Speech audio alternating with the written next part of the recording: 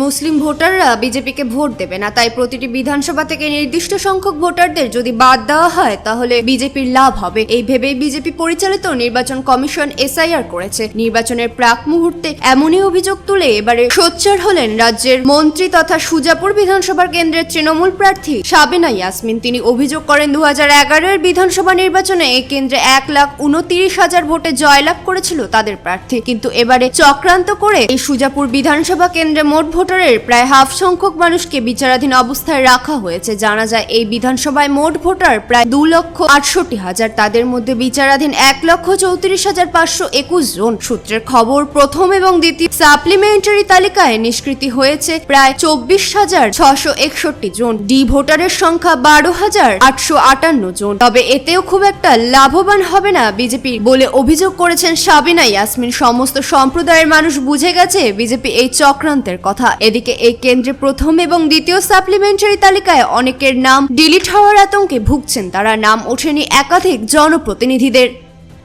করলেই এটা চক্রান্ত শুরু থেকে, কারণ বিজেপি জানে যে বিশেষ করে আমাদের যে মুসলিম ভোটার, সেই মুসলিম ভোটার বিজেপিকে ভোট দেবে না। ফলে যদি প্রত্যেকটা বিধানসভা থেকে যদি নির্দিষ্ট সংখ্যক ভোটার যদি বাদ দেওয়া যায় তাহলে সেটা বিজেপির পক্ষে প্লাস হবে। এই ভেবেই তারা কিন্তু এই এসআইআরটা করেছিল। কিন্তু আমি ধন্যবাদ জানাতে চাই পশ্চিমবাংলার সমস্ত মানুষকে যে আজকে যে ধর্মেরই লোক এটা ফেস করছে না কেন, সকলে ইউনাইটেড হয়ে এটার বিরুদ্ধে কিন্তু ধিক্কার জানাচ্ছে।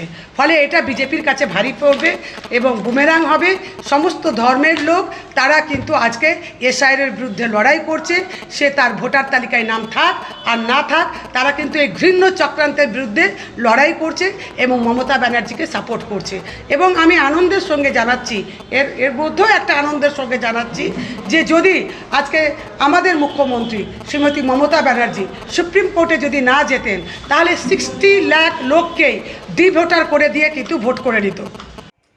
রাজ্যের মন্ত্রী সাবিনা ইয়াসমিন দিদিভাই আজকে ভয় পেয়েছে। আজকে ভয় পাওয়ার ফলে এরকম পাগলের প্রলাপ বকছে।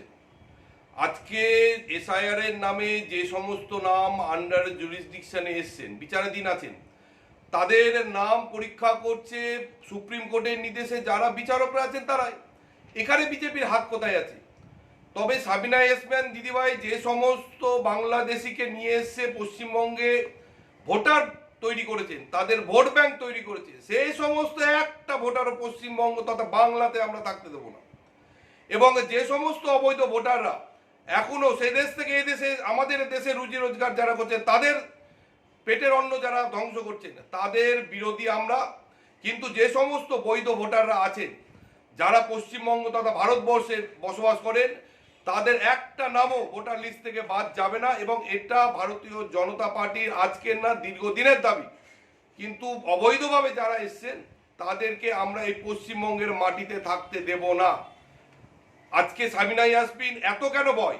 নিজের যে মোথাবাড়ি কেন্দ্র ছিল সেই কেন্দ্র থেকে তিনি পালিয়ে আজকে সুজাপুরে কেন এসেছেন? তাহলে মানুষের ক্ষোভ বিক্ষোভ তিনি সামাল দিতে পারছেন না বলে তিনি সেখান থেকে পালিয়ে আজকে সুজাপুরে এসেছেন। আর সুজাপুরে এসে তিনি মানুষকে ভুল বোঝাচ্ছেন। তাই এই সমস্ত ভুল বুঝিয়ে কোনো লাভ হবে না। 2026 সালে দেওয়ালের লিখন পরিষ্কার, তৃণমূল কংগ্রেস এই রাজ্য থেকে যাচ্ছে, কোনো শক্তি আটকাতে পারবে না।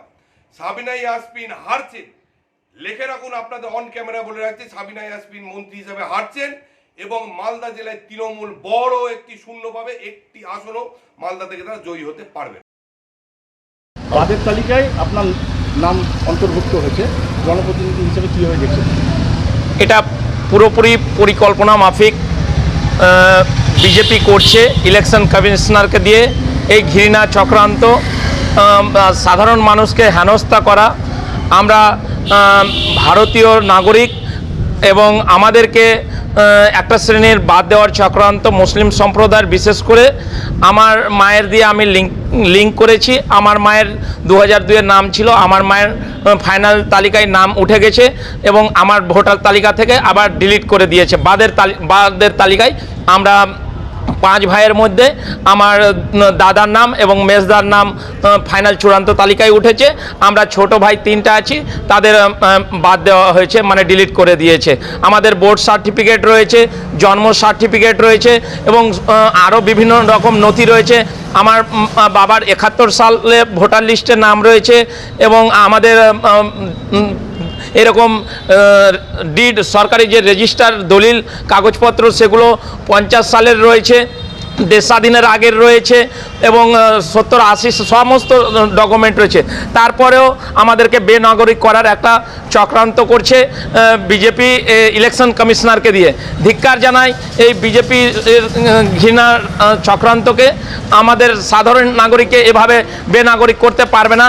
এর জন্য আমরা যেভাবে হোক আমরা এই বিজেপির বিরুদ্ধে লড়াই করে আমাদের ফাইনাল তালিকায় নাম তুলব এবং সাধারণ মানুষকে আতঙ্কিত যেন না হয়, আমরা সাধারণ মানুষের পাশে আমরা থাকব।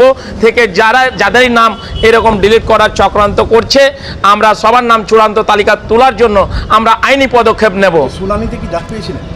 আমি শুনানিতে ডাক পেয়েছিলাম, সেটা আমাদের হিয়ারিং হয়েছিল, হিয়ারিংয়েও প্রেজেন্ট হয়েছিলাম, সশরীরে উপস্থিত হয়েছিলাম এবং সেখানে আমাদের যেগুলো 11 দফার ডকুমেন্ট চাওয়া হয়েছিল সেটাও দিয়েছিলাম, লিগাল ডকুমেন্ট সমস্ত কিছু দিয়েছি এবং অরিজিনাল ডকুমেন্টও সেখানে দেখিয়েছিলাম। আমার পরিবারেরই কয়েকজনের নাম মানে এরকম বাদ দেওয়া হয়েছে এবং আমার মায়ের নাম আবার চূড়ান্ত তালিকায় রাখা হয়েছে। আমরা আবার বেনাগরিক হয়ে গেলাম, মা ভারতীয় হয়ে গেল এবং ছেলে আমরা ভারতীয় নন। এটা ঘৃণা চক্রান্ত একটা বিজেপির ষড়যন্ত্র ইলেকশন কমিশনারকে দিয়ে করছে। মালদা থেকে পরিত সরকারের রিপোর্ট, কুলিক নিউজ।